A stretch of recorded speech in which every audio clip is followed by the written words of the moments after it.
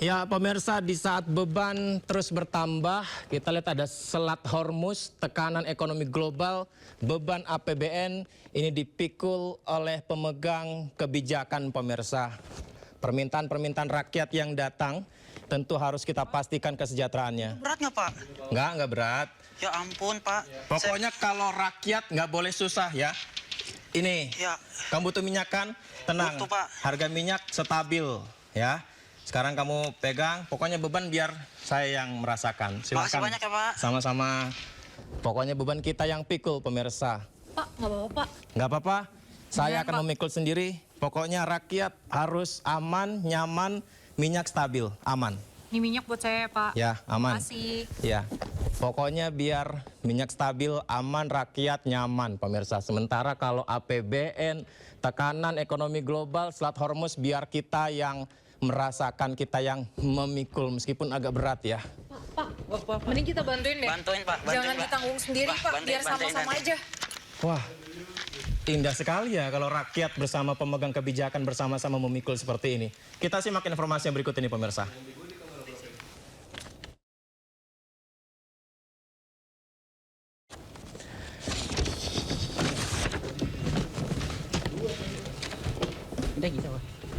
Udah.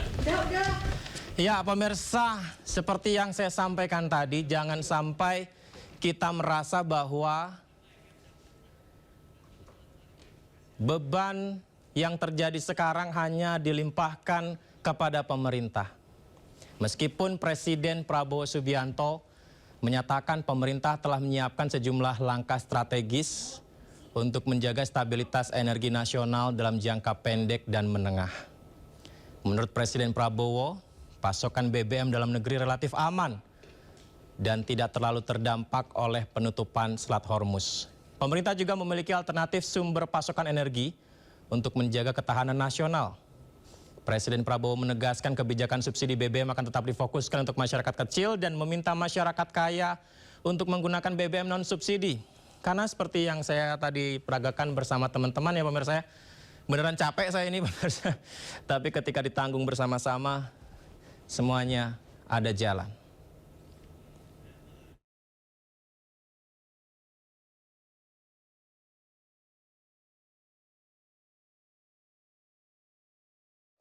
Sebagian langkah-langkah sudah kita umumkan, ya. Sebagian langkah-langkah untuk kita kendalikan konsumsi daripada bahan bakar untuk jangka pendek ini. Jangka pendek yang saya anggap kritis adalah 1 tahun ke depan ini, 12 bulan ke depan. Sesudah 12 bulan kita akan menjadi sangat kuat. Untuk BBM yang bersubsidi kita akan pertahankan untuk rakyat kecil dan rakyat miskin. Kita akan pertahankan untuk 80% rakyat kita. Tapi pada saatnya yang orang-orang kuat, orang-orang kaya, ya kalau mau pakai bensin yang mahal ya dia harus bayar harga pasar. Lo udah kaya minta subsidi lagi, ya enggak lah. Yang kita bela rakyat miskin. Pemerintah masih mengkaji kenaikan penyesuaian harga BBM non-subsidi di tengah dinamika harga minyak dunia. Penyesuaian harga akan dilakukan setelah proses perhitungan bersama badan usaha. Pemerintah masih mengkaji kenaikan penyesuaian harga BBM non-subsidi di tengah dinamikan harga minyak dunia, khususnya untuk jenis RON 92, 95, 98, serta solar non-subsidi. Menurut Menteri ISDM Bahlil Lahadalia, penyesuaian harga akan dilakukan setelah proses perhitungan bersama badan usaha, baik Pertamina maupun pihak swasta selesai dilaksanakan.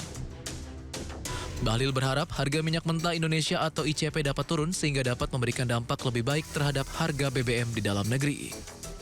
Ya, mengenai dengan BBM yang RON 92, 95, 98 termasuk dengan solar yang Pertamina Dex, itu nanti kita akan melakukan penyesuaian setelah perhitungan selesai. Sekarang kita masih melakukan exercise dan mudah-mudahan doakan agar betul-betul harga ICP bisa turun itu akan jauh lebih baik lagi. Tapi sampai dengan sekarang kita masih melakukan perhitungan dengan badan usaha seperti Pertamina dan swasta. Sementara itu terkait ketersediaan LPG, pemerintah memastikan kondisi pasokan nasional sudah aman setelah melewati masa sulit. Bahlil menyebut pasokan LPG Indonesia tidak bergantung pada kawasan Timur Tengah atau Selat Hormuz.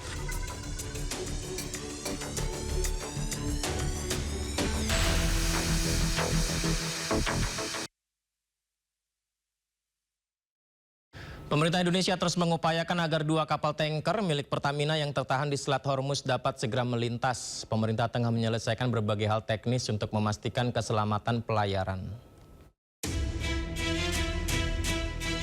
Pemerintah terus mengupayakan agar 2 kapal tanker pembawa minyak milik Pertamina yang masih tertahan di Selat Hormuz dapat segera melintasi Selat Hormuz. 2 kapal yang saat ini menjadi perhatian pemerintah yakni Pertamina Pride dan MT Gamsunoro yang masih tertahan di wilayah tersebut. Juru bicara Kementerian Luar Negeri RI Fat Nabil mengungkapkan pemerintah tengah menyelesaikan berbagai hal teknis untuk memastikan keselamatan pelayaran termasuk terkait asuransi dan kesiapan kru kapal. Upaya diplomasi juga terus dilakukan melalui koordinasi dengan pemerintah Iran. KBRI Tehran itu sudah berkoordinasi dengan pemerintah Iran dan juga dengan kedutaan Iran di Jakarta. Intinya kita mengupayakan agar kapal Pertamina bisa melintasi dari Selat Hormuz. Pemerintah Indonesia menegaskan kebebasan navigasi di perairan internasional harus dihormati sesuai hukum internasional, termasuk ketentuan UNCLOS. Pemerintah terus mengupayakan agar kedua kapal pembawa minyak Pertamina dapat segera melanjutkan perjalanan dengan aman.